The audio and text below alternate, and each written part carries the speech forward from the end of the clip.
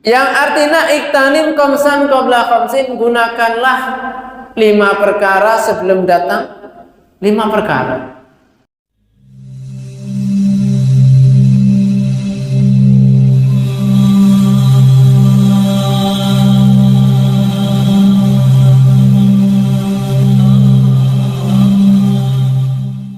Untuk apa kita setiap hari kok diperingatkan terus, dikasih nasihat? Kadang-kadang orang dikasih nasihat itu ada kalanya menolak dan ada kalanya menerima. Baik menolak maupun menerima itu tergantung pada hati kita masing-masing. Kalau menjadikan nasihat itu sebagai obat di dalam diri kita, maka penyakit yang ada di dalam diri kita insya Allah sembuh. Tapi kalau kita enggan terhadap nasihat yang diberikan oleh ulama-ulama yang bersumber ilmunya dari Al-Quran dan Al-Hadis, maka penyakit di dalam hati kita, ada di dalam diri kita, akan semakin bertambah. Tujuan daripada nasihat adalah untuk memberikan obat terhadap diri kita, jiwa kita, untuk semakin mendekatkan diri kita kepada Allah Subhanahu wa ta'ala. A'udzu billahi minasyaitonir rajim. Bismillahirrahmanirrahim. Wal 'asri innal insana lafi khusrin illa alladziina aamanu wa 'amilus shalihati wa tawasaw bil haqqi wa tawasaw bis sabr. Sadaqallahul. Ini adalah berkenaan dengan sehari dengan kehidupan kita. Demi masa, manusia itu sesungguhnya merugi. Ini Al-Quran yang memberi peringatan kepada kita. Manusia itu merugi. Illal ladzina amanu wa 'amilus shalihati, kecuali orang-orang yang beriman dan beramal soleh. Wa tawasaw bil haqqi wa tawasaw bis sabr, dan orang yang saling menasihati di dalam perkara hak dan orang-orang yang menasihati di dalam kesabaran. Rasulullah sallallahu alaihi wasallam bersabda, "Iktanim khamsan qabla khamsin, sabadaka qabla haramika, wasihataka qabla saqamika, wa ghinaka qabla faqrika, wa faragaka qabla suglika, wa hayataka qabla mautika." Yang artinya iktanim khamsan qabla khamsin, gunakanlah 5 perkara sebelum datang 5 perkara. Makanya kita harus berhati-hati terhadap 5 perkara ini. Yang pertama, sababaka qabla haramika, waktu mudamu sebelum datang waktu atau masa tuamu, waktu rentang. Yang kedua, sihataka qabla saqamika, masa sehatmu sebelum datang masa sakitmu. Yang ketiga, ghinaka qabla faqrika, masa kayamu, masa jayamu, masa bosmu sebelum datang masa fakirmu. Yang keempat, wa faragaka qabla suglika, waktu senggangmu sebelum datang waktu sempitmu. Dan yang terakhir, hayataka qabla mautika, gunakan hidupmu sebelum datang kematian. Ini sabda Rasulullah sallallahu alaihi wasallam. Yang pertama, masa muda sebelum tua. Ini harus digunakan dengan sebaik-baiknya. Jadi kalau punya apapun, punya rencana apapun, itu dapat diwujudkan ketika seseorang itu berawal dari mudanya. Kalau mudanya digunakan dengan sebaik mungkin, insya Allah masa tuanya akan menuai dari hasil usahanya. Tapi kalau mudanya digunakan dengan hura-hura, dengan berpoya-poya, tidak mau bekerja, ya waktu tuanya sangat menderita. Ini nasihat untuk kita semuanya, untuk saya, untuk hadirin, untuk semuanya yang mendengarkan kajian pada malam hari ini. Disuruh menggunakan waktu muda sebelum datang tuanya. Kenapa kok tua kok disebutkan? Iya, karena kita semuanya bakalan mengalami yang namanya tua. Disadari atau tidak, dikehendaki atau tidak, yang namanya tua tanpa diundang pasti datang. Gak ada orang ceritanya kok muda terus, gak ada. Jadi suatu saat nanti akan tua. Dan saat ini kita semuanya hadirin sekalian di sini proses menuju penuaan. Karena kita sudah berkeluarga. Dulu ketika masih umur remaja, kayaknya nggak ada rasa capek-capeknya kita kerja. Sekarang ini baru sebentar kita kerja, badan kita sudah bunyi semuanya, retak-retuk. Baru bekerja sedikit, kepalanya pusing. Baru ngangkat barang sedikit, pinggangnya capek. Ya, sakit pinggang, rematik, encok, keseleo, semuanya datang. Dan ini masalah peringatan bagi kita semuanya. Ini memang betul, dan kita harus sadari apa yang disampaikan Rasulullah SAW memang betul. Dulu saat kita muda tidak kita gunakan semaksimal mungkin.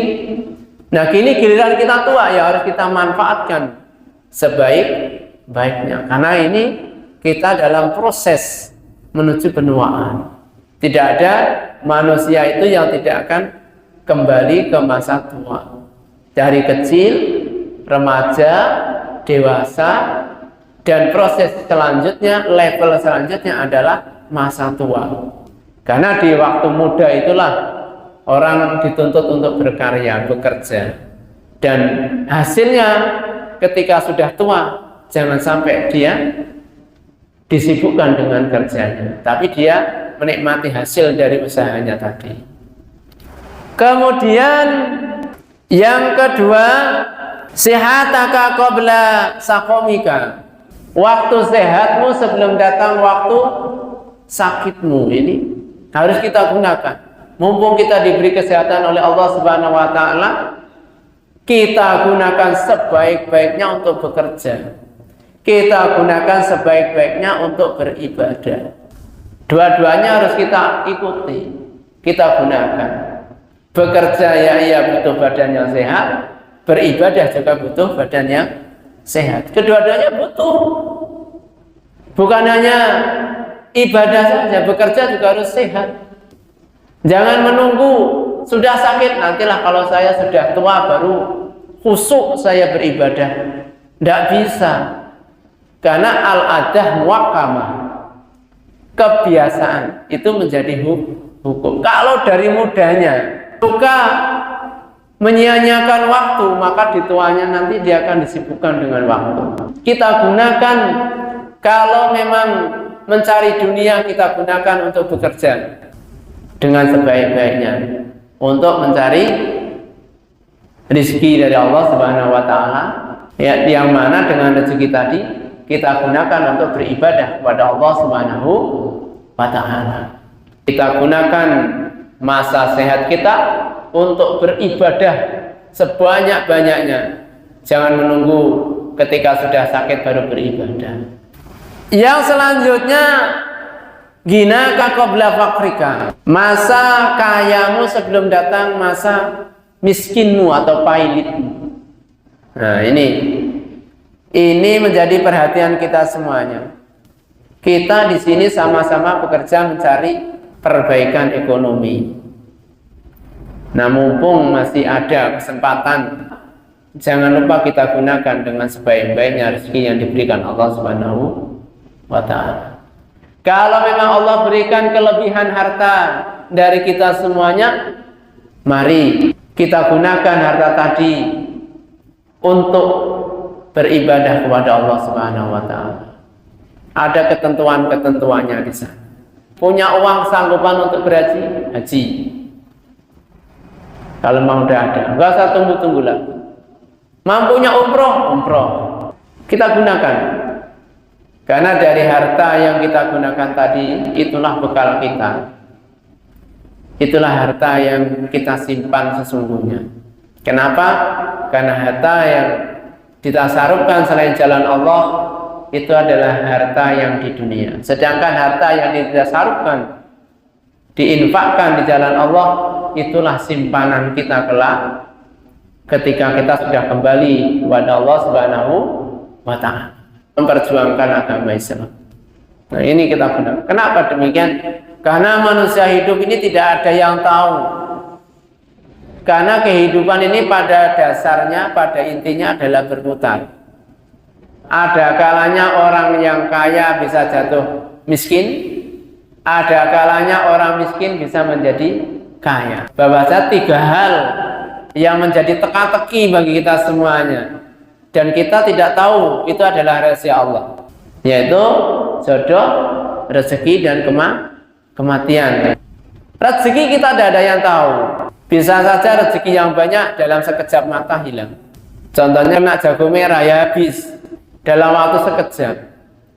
Itu adalah merupakan peringatan bagi kita semua bahwa tidak ada harta itu yang murni milik kita. Semuanya milik Allah Subhanahu wa Ta'ala. Nah, sebelum semuanya berlalu, kita gunakan harta yang kita miliki, kekayaan yang kita miliki, fasilitas yang kita miliki yang diberikan ini untuk perjuangan fisabilillah, untuk perjuangan agama yang diridhai Allah Subhanahu wa Ta'ala. Yang keempat, hidupmu sebelum kematian, masa luangmu sebelum masa sempitmu. Jadi gunakan masa luangmu sebelum datang masa sempit. Mumpung masih banyak waktu longgang, waktu yang untuk nyantai-nyantai, kita gunakan untuk sesuatu yang bermanfaat. Jadi sebelum datang sesuatu yang benar-benar sulit bagi kita, sibuk bagi kita, gunakan waktu yang luang. Terutama kita gunakan untuk belajar ilmu agama, mendengarkan pengajian-pengajian, mempelajari kitab-kitab, memperdalam khasanah-khasanah keilmuan keagamaan. Kita harus gunakan waktu senggang yang diberikan itu untuk selalu meningkatkan keimanan, ketakwaan, kebaikan yang tujuannya adalah untuk mendekatkan keimanan, ketakwaan kita kepada Allah Subhanahu wa Ta'ala.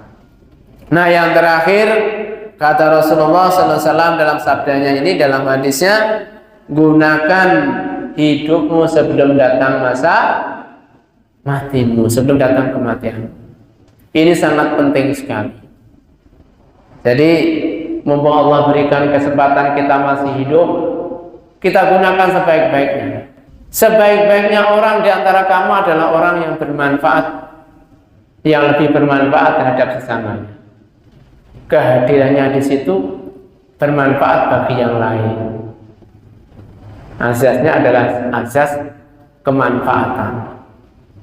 Keberadaan kita di sini ternyata dibutuhkan banyak orang, dan orang-orang benar-benar membutuhkan keberadaan kita.